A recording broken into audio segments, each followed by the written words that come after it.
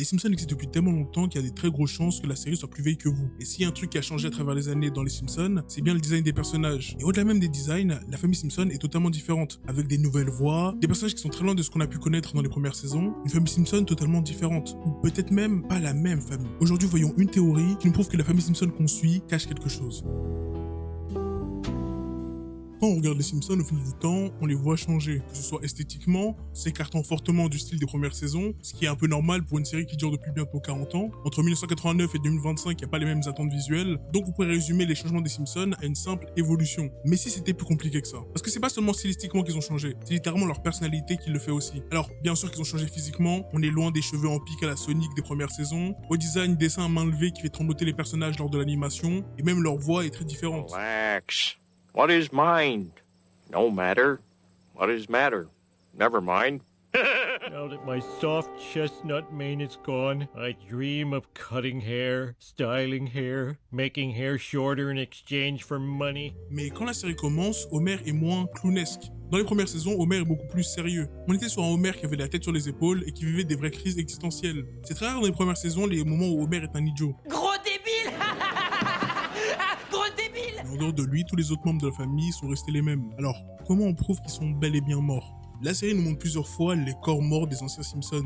Dans l'épisode Naître ou ne pas naître, l'épisode s'ouvre en dessous de la maison des Simpsons, on peut voir un squelette de dinosaure et surtout le corps de l'ancienne famille. Et c'est pas le seul épisode. Dans un des génériques horror show dédiés à Guillermo del Toro, cette fois les corps sont en dessous de la centrale nucléaire. Et l'épisode qui nous confirme bien que l'une des familles Simpson n'est plus parmi nous, c'est dans l'horror show 25. Et la partie de l'épisode qui s'appelle Les Autres. Partie dans laquelle les Simpsons font une parodie du film Les Autres avec Nicole Kidman. Film où une famille va être confrontée à des fantômes qui hantent leur maison. Durant l'épisode, les Simpsons se font tourmenter par des fantômes eux aussi. Des lits volent, des messages écrits au rouge sur les miroirs, la télé qui ne répond plus et qui ne fait que passer des vieux épisodes de sitcom, et quand ils essaient de changer de chaîne, tout ce que la télé montre, c'est une version alternative de la même série. Retenez bien ça. Et la famille en a marre et décide de confronter les esprits qui les tourmentent. Une fois face aux esprits, ils se rendent compte que c'est une version passée de la famille Simpson. Ils se retrouvent à confronter l'ancienne famille Simpson, qui nous est bien montrée cette fois comme des fantômes. Ce qui veut forcément dire qu'ils ne sont plus en vie. Alors comment ils ont quitté notre monde, ça, personne ne le sait. Parce que dans l'épisode, tout le monde finit par se faire terminer et ils deviennent tous des fantômes. Alors techniquement, les épisodes horror show ne sont pas canon. Donc on pourrait dire que ça ne compte pas, mais techniquement, rien n'est canon dans les Simpsons. À part quand ils retournent voyager dans un pays. Alors la question qu'on peut se poser, c'est est-ce que la famille qu'on voit dans cet épisode est vraiment plus parmi nous ou c'est juste une famille d'un univers parallèle où tous les membres de la famille Simpson auraient perdu la vie? La réponse se trouve dans le même épisode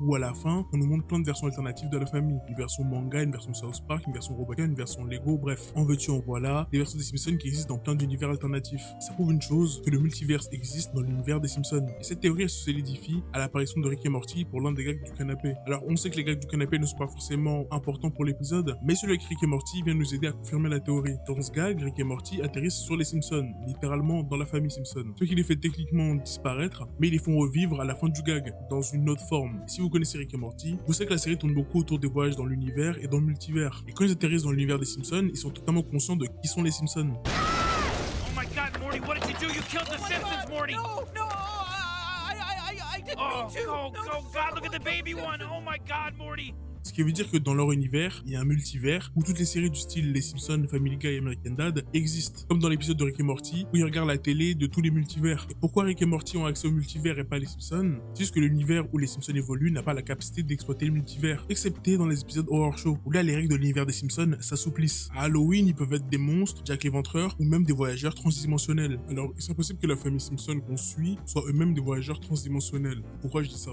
Attention, spoiler pour Rick et Morty. Dans Rick et Morty, il y a un épisode où ils détruisent leur univers, littéralement. Et leur univers est tellement impossible à sauver que Rick et Morty partent dans une nouvelle dimension. Dès qu'ils arrivent dans cette nouvelle dimension, ils terminent les Rick et Morty de l'univers dans lequel ils viennent d'arriver. Et ils les enterrent dans le jardin. Vous voyez où je veux en venir? Donc si on admet que l'univers des Simpsons fait partie d'un multivers, et que ce multivers ne peut être couvert qu'une seule fois à Halloween, il est possible que la famille Simpson qu'on suit actuellement soit aussi des voyageurs transdimensionnels et qui ont remplacé la famille Simpson de l'univers dans lequel ils sont arrivés, de la même façon que Rick et Morty. Et pas qu'une seule fois, vu que les corps des anciennes familles sont pas au même endroit. Et en connaissant le Homer qu'on suit, qui est beaucoup plus bébête, c'est probablement à cause de lui que sa famille a dû voyager dans le multivers. Et la famille Simpson qu'on suit, c'est très bien que peu importe ce qui arrive, peu importe si leur univers est détruit, peu importe si Springfield est détruit, ils n'auront qu'à attendre Halloween pour changer de dimension. C'est la fin de la vidéo. Cette théorie est basée sur d'autres théories avec un peu plus de trucs personnels que j'ai arrêté ici et là. Bien sûr, toutes les théories sont basées sur le fun. On est là pour rigoler. Bien sûr que c'est pas si sérieux que ça.